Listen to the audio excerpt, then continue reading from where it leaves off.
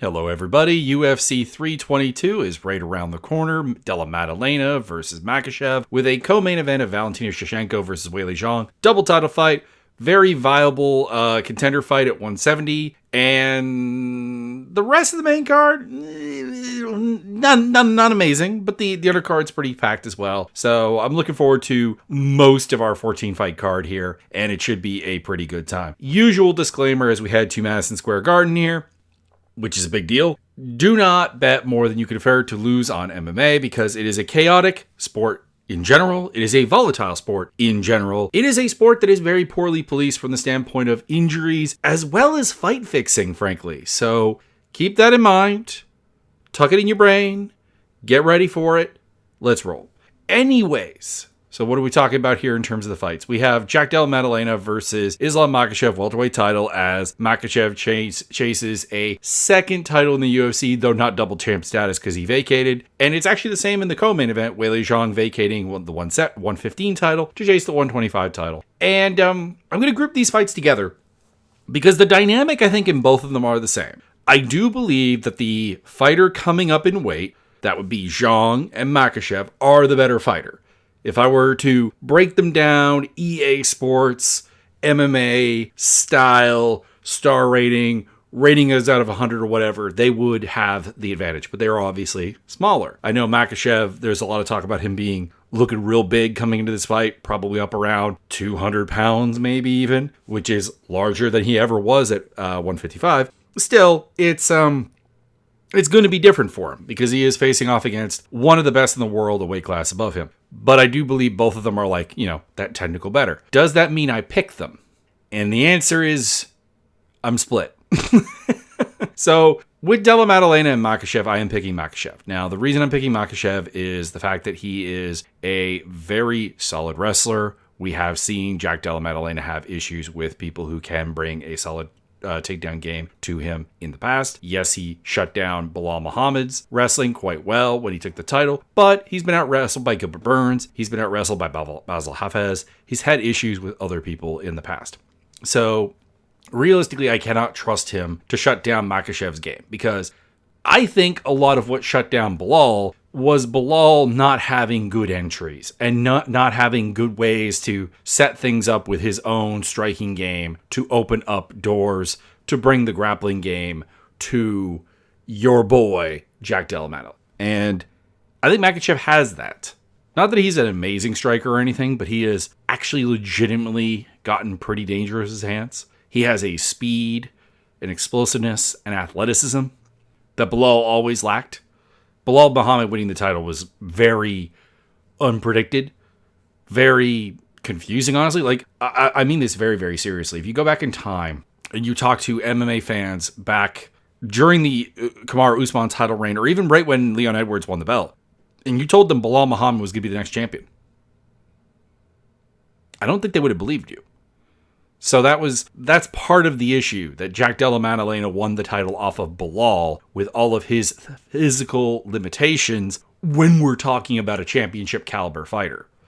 And Makhachev does not have that. Now, am I cheering for Della Maddalena? I absolutely am. I'm a little tired of these vacate the belt to go up because I think it just throws things off. I'm not really a fan of it. I don't mind it with Zhang and Valentina because there just literally was nothing for Valentina to do, and there was nothing for Zhang to do. So, I'm totally down with that. But, I would have preferred if Makhachev stayed at 155 because I think there were still things for him to do, especially with Topuria coming up. And I think there were absolutely things for Della Maddalena to do. So, there you go. But, yeah, I do. I foresee Della Maddalena having success. I really do. I think he's gonna be able to hit Makhachev quite well, quite hard, do some damage. But I just do not think he can stop the takedowns for 5 rounds. I could see him winning early, but I see Makhachev just being that step above and eventually gets him down, eventually gets a dominant position, eventually gets a submission. Decision is also an option. It's on the table. I don't think TKO is on the table. Della Maddalena is that man's head is made of bricks. He is, he's going to be here till late. So it's going to be a really fun fight. It's going to be a fun time, but I am taking Makhachev, who is the favorite at minus 275 to minus 290. for an over sub if you're looking for the most favored approach. And Della Maddalena is plus 210 to plus 230. Makes sense. You could bet on either line of there and still feel good about yourself. And then in the other fight, like I said, I think Zhang is the better fighter, but I kind of have to go with Valentina. And the reason I say this is because while Zhang is a more technical fighter, she is a more complete fighter, and she makes better decisions, because the frustrating thing with Valentina throughout her entire career, and it's led to the losses to like Alexa Grasso, for example, is there, and that Tyler Santos fight that was horrifying. And even like Jennifer Maia was able to be competitive against her because Valentina does not game plan. Valentina just goes out and does what she wants to do. And fortunately for her, she has been blessed with the ultimate physical bullying ability, because even at 135, she is a dominant physical force. That is the thing. So while I'm going to be very, very interested to see what Weili Zhang brings to the table, I just don't think she has the physicality. And while she is a better fighter, she is more game planning oriented, she's more decision making oriented, she's more technically sound decision making to a degree. You do have to look at the fact that there's not a lot about her that isn't about being physically superior to people. Her 115 run is very much a lot of people who cannot physically compete with her. I'm looking at John Yan. I'm looking at Amanda Lemos, Carla Esparza, of course, classically. Joanna Jędrzejczyk, Jessica Andrade that would be an exception. But like when she was faced off with Thug Rose, who was someone who's going to be physically in the ballpark of her and also tricky, she couldn't overcome that. And yeah, everybody else has had some massive flaw that you could exploit. Like Suarez probably had the physicality to beat her, but not the game and not the mentality to beat her. Jessica Andrade certainly didn't have the mentality to beat her, even though she had the physicality. And yeah, everyone else just comes up empty. So I foresee Zhang having success for sure. Maybe getting a couple takedowns, maybe having success on the feet. But at the end of the day, Valentina being the bigger, stronger, more range savvy fighter as well. Probably just like a little bit of step ahead on the wrestling, a little bit of a step ahead on the grappling, a little bit of a step ahead on the striking that is going to be facilitated by that size and that physicality I'm talking about. Now, there is the fact that Valentina is 37 years old and her physicality is not carrying her through as much as it used to. Again, the loss to Grasso, the competitive fights with Grasso is something that I think a prime version of her doesn't have happen. That ugly fight with Santos, but they were still people who didn't really have reliable ways of shutting down Shevchenko at any point in the fight. And I just don't expect Zhang to have that ability. And it seems like, again, I'm going with the betting public on this one, minus 128 to minus 136 on Shevchenko, plus 100 to plus 110 on Zhang. So it's tight, it's close. It should be. This is a battle of the two best women in MMA right now against each other, and it's a fantastic fight in that regard. But I am going to have to just go with the bigger one. Also, do I have the Tapology odds here wrong on this one? I feel like I do. No, Weili Zhang is the Tapology favorite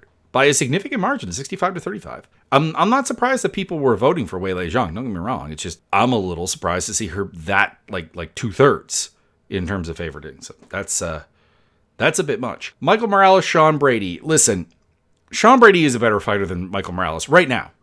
In terms of technicality, he's a more technical wrestler. He's a better grappler. He is not a good striker, but he is probably still a more structured striker than Morales. The problem is Morales is an absolute freak. This dude has all the ceiling you could ask for. He's massive for the weight class. He fights at 170 with a 79-inch reach. He's 6 feet tall. He is a strong wrestler. He is someone who is very, very difficult. Has anyone had any? I should have had this noted, but I want to say no one's had any success. Yeah, no one's had any success against this guy as a wrestler. Trevor Giles had one takedown. And Adam Fugit had one takedown, and then they both got melted. But yeah, prolonged success as a grappler and a wrestler against Michael Morales has been virtually impossible to have because he is actually a pretty good wrestler. And that partners up with his explosiveness, his strength, his physicality really nicely. And Sean Brady, name a fight where Sean Brady didn't have dominance in the wrestling and picked up a win. The closest, I guess, would be Jake Matthews, but that fight wound up on the ground a lot, despite the fact that he was only credited with 1 takedown. Otherwise, it's out-wrestling Michael Chiesa, it's out-wrestling Christian Aguilar, it's out-wrestling Ismail Nardiev, it's out-wrestling Sean Brady, not Sean Brady, Court McGee, it's out-wrestling Leon Edwards, it's out-wrestling Gilbert Burns, it's out-wrestling Kelvin Gastelum. And could that happen? Maybe, but I don't think so. I think Morales is just very proofed against this kind of game, I think. And all the weaknesses, all the concerns I have for Morales vis-a-vis striking defense and so on, and bad habits as a striker, just are not things that I suspect we're going to see exploited here by someone like Sean Brady. It's just the wrong type of matchup. In a nutshell. So, TKO by Morales is my pick. Decision is also a possibility. Morales is the underdog at plus 116 to plus 122, minus 143 to minus 150 to Brady. I like the respect being played on Brady with the betting lines. It could very, very quickly become obvious that he can win this fight. He comes out, he instantly starts ragdolling Brady or Morales and putting him down and working that superior top game. Because if he gets on top of him, it is a bad day for Morales. It's just, I don't see that happening. And that's really all there is to it. And I don't see him exploiting the striking aspect. Staying in the 170-pound division, we have former champion Leon Edwards taking on Carlos Prates. Let me get this out of the way. Leon Edwards can absolutely win this fight. 100% he could replicate a lot of what Ian Machado Gary did against Prates. He can exploit Prates' low output style. He can exploit the fact that Prates is just not a round winner and do his thing. He can do this. He has the physicality. He's 6'2". He is a massive physical specimen. He is a quality clinch fighter. He can wrestle. He can grapple. He can control people. He has the size and the outside boxing to possibly just win rounds by landing more shots than Prates and limiting Prates' want for the perfect opportunity to just knock him out and wail on him. I just don't trust him to do it because ever since winning the belt, Leon Edwards fell off a cliff. He had an amazing first title defense against Kamaru Usman in the rematch. That was phenomenal. That was great. That Leon Edwards, he beats Carlos Prates. But the one that fought Colby Covington, fought Bilal Muhammad, and fought Sean Brady, very, very different matchups. Don't get me wrong. Prates fights nothing like those guys, but he was just lifeless and not in it and kind of broke. It's like he got the belt, he climbed over Usman and was like, I have done everything I wanted to do, and now I can't do anything. So Edwards is in that category of guy I have to see win before I pick him to win. I don't particularly like Prates in the championship caliber welterweight mold. I find him perfectly fun to watch. Don't get me wrong, every Carlos Prates fight is a banger, and I love it. I watched that knockout of Charles Radke. Magnificent. So, but despite the fact that there are all the openings in the world for him to exploit, I just don't trust him to do it. Prates is, like I said, a little too low output. He's a little too... he's not bad in the clinch, but we have seen him taken down there. We have seen him controlled, and so on. I'm going to pick him to win by knockout just because I don't trust Leon Edwards. And that's really it. It doesn't feel good to be making that pick. Prates is, I think, surprisingly to a degree, the favored here. Maybe I'm wrong in saying surprisingly, but I thought I would maybe be able to get underdog odds on him. But yeah, he's minus 175 to minus 200, and Edwards is plus 140 to plus 155. So Prates by TKO, just because Edwards doesn't look like he wants to be there right now. He doesn't look like he wants to be in a fight right this second. So there you go. Benoit Saint-Denis versus Beneil Dariush. I really want to pick Beneil Dariush. I really, really do. I really like Beneil Dariush, but he's too fragile. He is a phenomenal grappler, a phenomenal clinch striker, and a phenomenal clinch wrestler. These are all things he does very, very well. But Benoit Saint-Denis, despite being reckless and defensively very void, very easy to punish with stuff, he is a hard hitter. He is a guy who is going to go out there and put a pace on people. He is going to try to kill someone. And if you look at Beneil Dariush's recent wins, they're guys who can't be relied upon to do that kind of thing. They are the Renato Moicanos of the world. They are the Mateusz Gamrots of the world. These are good fighters, don't get me wrong, but they are fighters with a distinct lack of danger factor to them. And or their danger factor is, in the case of Moicano, a submission game. Benoit Saint-Denis is a hitter. He's much more akin to the Arman Tsarukyan, who finished Dariush in the first round, or Charles Oliveira, who finished Dariush in the first round, or Alexander Hernandez. It's just like there hasn't... The last dangerous opponent that Dariush beat, you have to go back to 2021 against old man Carlos Diego Ferreira. Like, other than that, it's Tony Ferguson, Mateusz Gamrot, Renato Moicano, Scott Holtzman, Drakkar Klose, Frank Camacho. I guess you go back to Dober in 2019, but it's just not there. It's just not there. I can't trust him to do it. I will cheer a lot if he does it, but I do have Benoit Saint-Denis winning by knockout here. And that's just kind of all there is to it. Dariush is at the age that this problem is only going to get worse, not better. So Saint-Denis is minus 188 to minus 215, plus 150 to plus 170. I will say you can get underdog odds on Saint-Denis winning in the under, which I was surprised by, given that has been how Dariush has been losing as of late. Bo Nickel versus Rodolfo Vieira. This is just a frustrating fight. It's, okay, so there's a couple different versions of this fight. Version 1. Vieira comes out and he shows off the actual quality striking that he periodically shows off, where he's like, I have a good jab. It leads to a couple of different combinations. There's some variety. I work the body, and I'm confident, cool, collected, and he will win. If that's the version of him, because I don't trust Bo Nickel against somebody who actually is dangerous on the ground.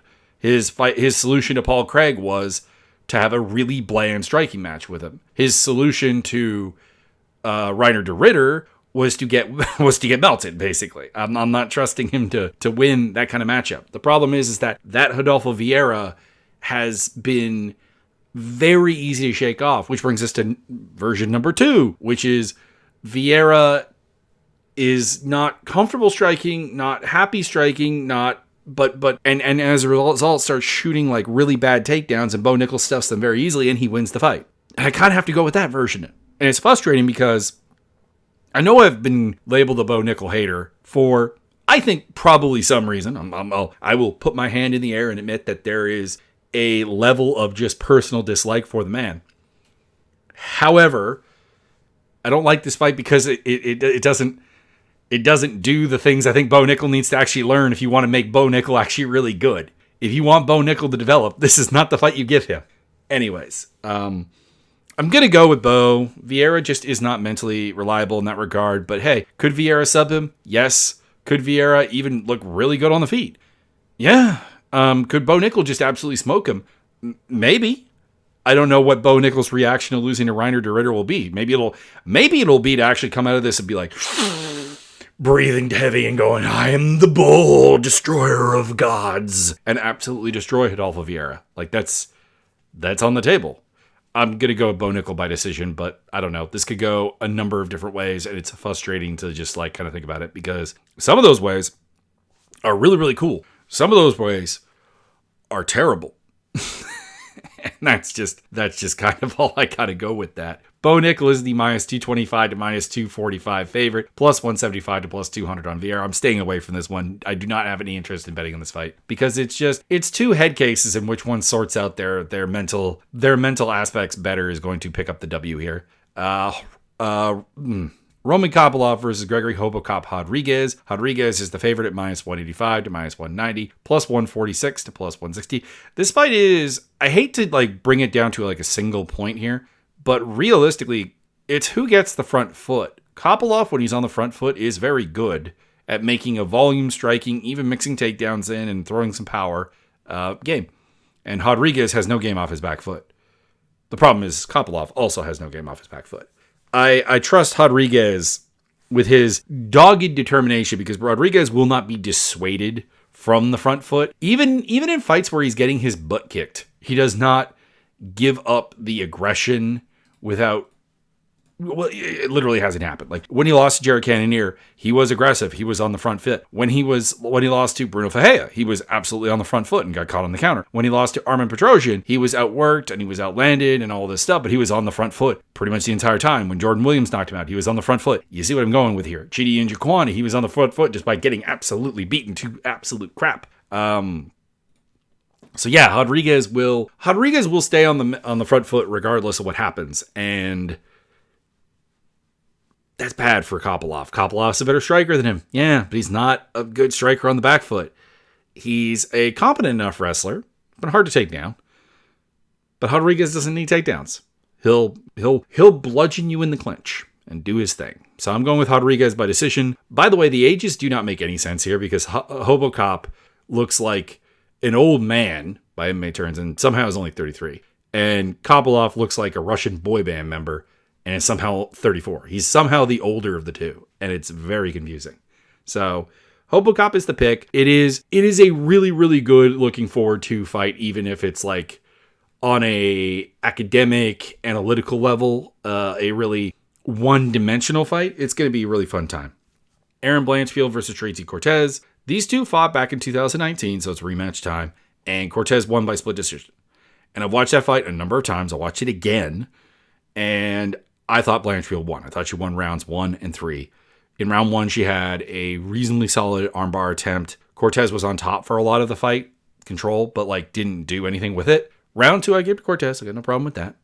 Round 3 was definitively Blanchfield's because she got on top. She dominated. She almost finished with her arm triangle and was definitely the one who was dangerous on top. And even ignoring that I thought Blanchfield won that fight, it has to be said that Blanchfield was the much less put together fighter at that time. She's notably younger. She's 5 years younger, I want to say. Yeah, 26 to 31. So she's younger than Cortez. She wasn't as settled in with a gym as she is now. She wasn't as developed. She was really just kind of a jiu-jitsu girl at the time. And she gave Cortez everything Cortez can handle. And Cortez hasn't really gotten any better. I'm not saying that there aren't things that she does better. I'm saying fundamentally she's still the same fighter, which is this very undangerous wrestling, hard to out wrestle, but you can get takedowns on her and volume striker thing. And Blanchfield has added better clinch striking, better clinch wrestling, and an actual range game. It's not a good one. It's a very volume-oriented one. But there's a little bit of power on there. There's a little bit of pop. There's a lot of volume. There's very activity. So it's I don't even really know what a Cortez win looks like. Because I don't trust her. I don't trust her to lock Blanchfield down. She couldn't do that last time. I don't really trust her to outstrike Blanchfield because she doesn't really outstrike anybody. So, yeah, I'm going to go with Blanchfield by decision here. I think Blanchfield's real. I don't know about a champion or anything, but Blanchfield's putting something reasonably well together here, and she's going out there and seeking out different coaches and really seeing she's fight first essentially. Whereas Cortez, I've never thought that she was. I've always thought that there are other things distracting her time, and the fact that she's not really out there looking for new approaches to kind of widen out her game and make her more dangerous has always been a problem. So yeah, Blanchfield is honestly one of my easier picks on the card. She is a minus 210 to minus 2 or 250 to minus 278 favorite. Cortez plus 196 to plus 215.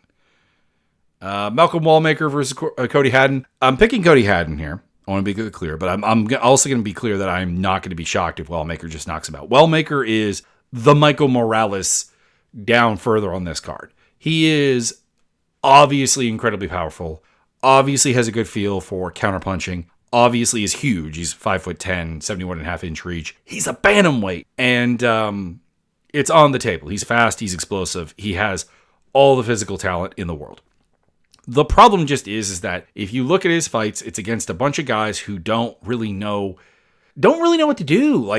They're guys who are just not really good fighters in a nutshell, or they're guys like Cameron Simon, who I think could be a good fighter, but and is probably the best win between these two. But he's a guy who kind of relies on being aggressively psychotic, and he got knocked out, which was not a surprise.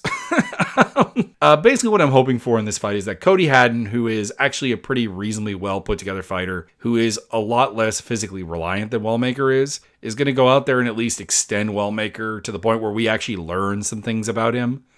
And I'm picking him to win a decision. But I am not going to be surprised if Wellmaker just knocks him out. It's just, there is a very complete game in Haddon. There is a very solid coaching staff behind him. It's also Quillen Salkild's gym as well. And I do not trust Wellmaker's gym at all. They've got a gem. They've got something amazing here. And I hope that they can guide him to his full potential. I hope to be wrong. Like, nothing would... Here is my perfect version of this fight. We go out there and Haddon survives the first round. He finds some success and he does some things. Wellmaker comes back to the corner. He gets some good advice and he knocks him out in the second round. That would be amazing. That would be fantastic because I want Wellmaker to succeed. But I have to admit that I don't trust anything around him. I trust his physicality. I just trust nothing about the setup. Anyways, Haddon is the underdog at plus 128 to plus 143.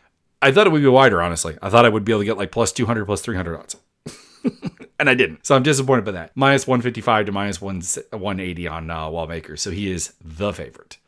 Going further down, Jiro Mershart versus Kyle Daukaus. This one has insane odds, but I do have to pick the favorite here. It's minus 400 to minus 455 on Daukaus and plus 285 to plus 350 on Mershart. Mershart does look like he's just kind of done. He's 37 years old. It's not the losses because he's lost 5 out of his last 7, but they're all fine losses. Don't get me wrong, but he doesn't really look like he wants to be there in the same way at times in the fights, and he's getting beaten up in ways that weren't there before. These are fights that he would have lost, but that they would have had a different vibe to them.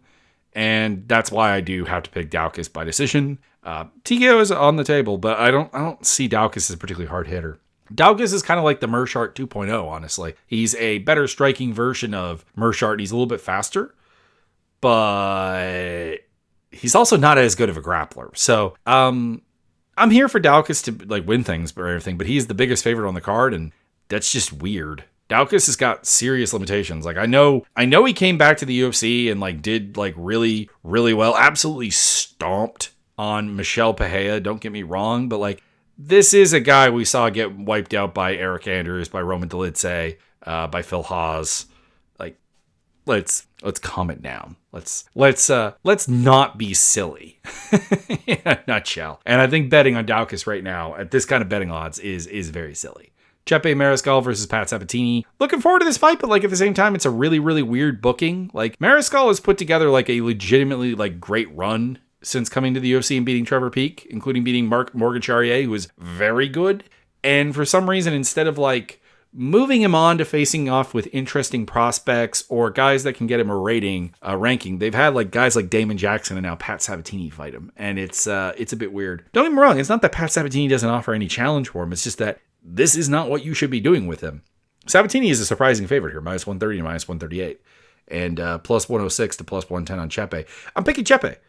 Sabatini has to grapple with people to get wins, and you can do that with Chepe. He's lost to like Sean Soriano and Bryce Mitchell on the regional scene, but Sabatini is just a really, really, really, really wooden striker, and Chepe should have a massive advantage there. And he also punishes people like you wouldn't believe in the clinch, and he's not easy to like just kind of lock up, and he doesn't get finished by like, you know, grapplers. I think he got knocked out by Steve Garcia, but I think at this point we have to largely admit that getting knocked out by Steve Garcia is actually expected.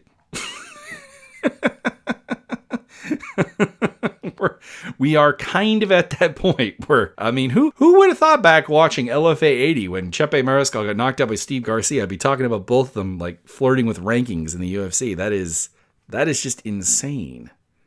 Anyone else good come off that card out of curiosity? Not really.